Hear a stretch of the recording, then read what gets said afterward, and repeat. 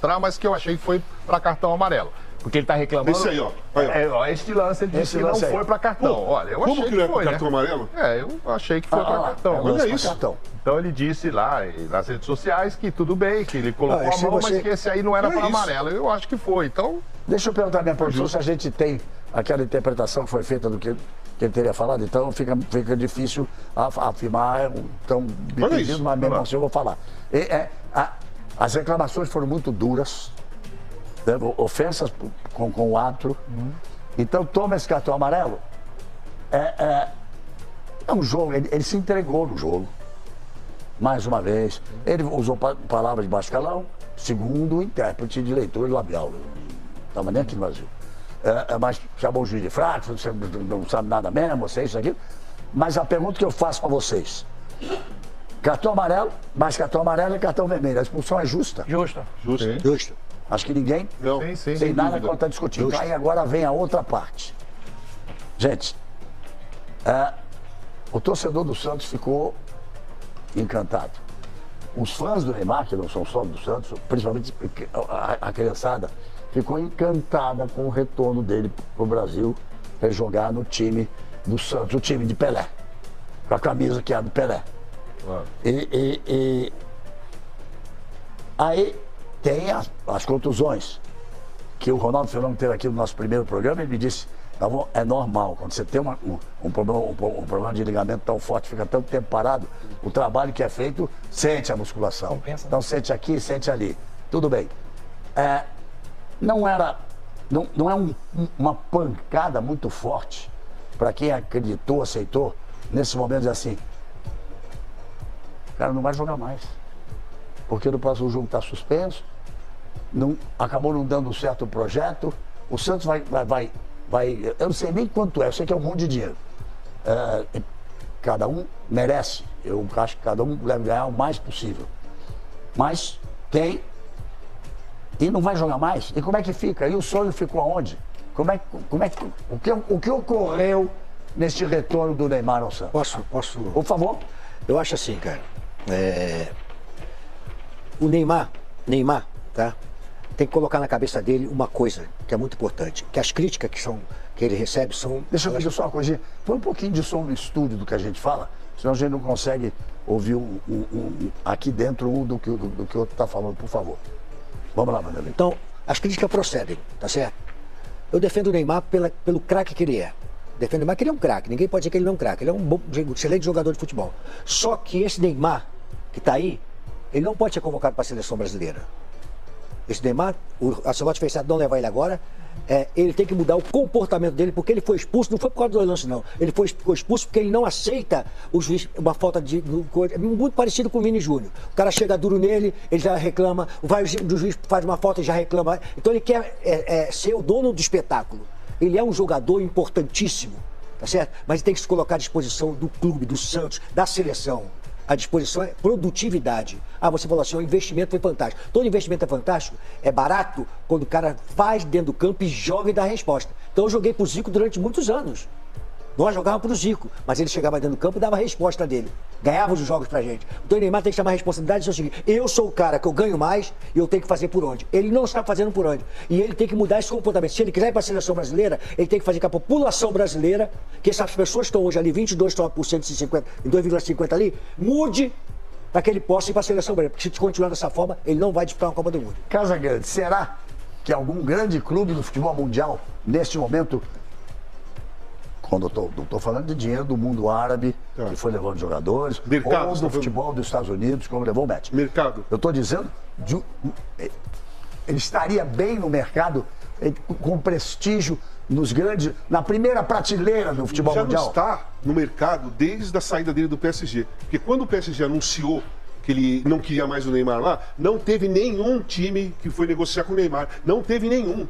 Apareceu o time da Arábia Saudita, ofereceu um montão, ele aceitou e foi pra lá. Não teve uma história com o Barcelona, mas que ele se ofereceu pro Barcelona. Estava fora do fair play do valor. E o Xavi não quis. Isso aí tem que só procurar. Só ver, o Xavi não quis. O Xavi não quis mesmo, não. O Xavi falou o seguinte: eu preciso proteger o vestiário. Foi a fala do Xavi em relação ao comportamento. O Neymar não tem mercado. Não tem mercado em grandes times da Europa, não tem mercado desse jeito, não tem mercado em nenhum lugar. Seria um investimento super arriscado, como já foi o do Santos, seria mais arriscado ainda qualquer clube que queira o Neymar nesse momento. Eu não acredito no Neymar, Vanderlei. Eu concordo com você que ele é um grande jogador. Ele foi fantástico no Santos quando ele surgiu. No Barcelona foi maravilhoso. Só que ele perdeu aquilo quando ele foi pro PSG. Quando ele foi pro PSG, ele perdeu aquele brilho. Ele perdeu o brilho dos olhos. Ele perdeu aquele objetivo de querer ser o melhor jogador do mundo, de querer vencer. Ele perdeu aquilo. Você não vê mais brilho nos olhos do Neymar. Meu irmão, eu acho que eu também posso até colaborar com você. Seguinte, eu acho que o pai, Neymar pai, também tem muito a ver, porque o Neymar pai dá uma declaração daquela, dizendo que se colocou acima do Santos, que ele veio ao Santos, porque o Santos, para poder se recuperar. Não, aquilo foi uma declaração horrível. Se colocar acima do Santos, com a história do Santos, foi uma declaração horrível. Então o pai do Neymar também não colabora para que ele possa realmente melhorar a imagem. Meu filho, pera, pessoal, aqui, você está dando porrada para mais de metro. Então, você tem que mudar o teu comportamento, porque senão você não vai jogar numa conversa. Essa é a conversa. Vocês vão continuar, mas só quero só usar uma frase. É de uma infelicidade gigantesca. O pai do Neymar, nunca troquei mais de 3 ou 4 palavras na vida com ele. Ele me parece ser um gênio dos negócios, de fazer dinheiro, de fazer as coisas acontecerem. Mas nunca foi uma pessoa brilhante em emitir opiniões e conceitos. Porque chegar a esse momento, fazer esse tipo de comparação, é inteiramente absurdo. Fora de propósito. Exatamente. Então por que eu não acredito no Neymar há muito tempo? Não é que eu não acredito hoje, gente. Eu não acredito no Neymar há muito tempo.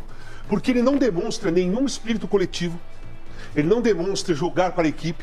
Ele sempre, desde quando ele foi para o PSG, colocou a camisa 10. Pensam, não esqueçam que o sucesso dele foi com a camisa 11. Ele barbarizou no Santos com a camisa 11. Ele barbarizou no Barcelona com a camisa 11. A 10 era do Messi. Então, mas tudo bem, mas a 10 era do Messi, mas ele era 11. Ele era 11 no juvenil do Santos, no Santos, tudo mais.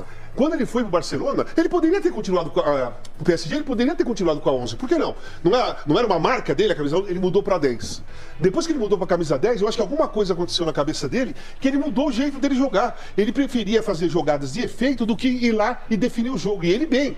Ele estava ainda bem no PSG, arrancava, partia, mudava de direção, driblava 2, 3, 4 caras, só que ele preferia fazer jogadas de efeito ao invés de decidir. E isso foi caindo conforme foram acontecendo as contusões. As contusões foram acontecendo, ele foi perdendo velocidade, ele foi perdendo massa muscular, ele foi perdendo explosão. A cada contusão e a cada recuperação não sendo bem feita, ele foi perdendo alguma coisa.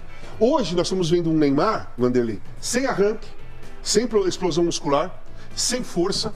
A única jogada importante que ele fez no jogo de ontem foi aquela dentro da área, que ele dominou, deu uma careta no cara e quase fez o gol no primeiro tempo. Mas num espaço curto. Ele não precisa da explosão muscular, ele não precisa da velocidade. No espaço curto. Ali é a capacidade de jogar futebol, mas no espaço curto. Quando ele pega a bola longe da área e tenta dar um drible, o cara rouba a bola com muita facilidade. Todos os caras roubaram. Porque ele ginga e não consegue explodir. Ele não tem mais isso aqui, ó, pra arrancar que ele tinha antes.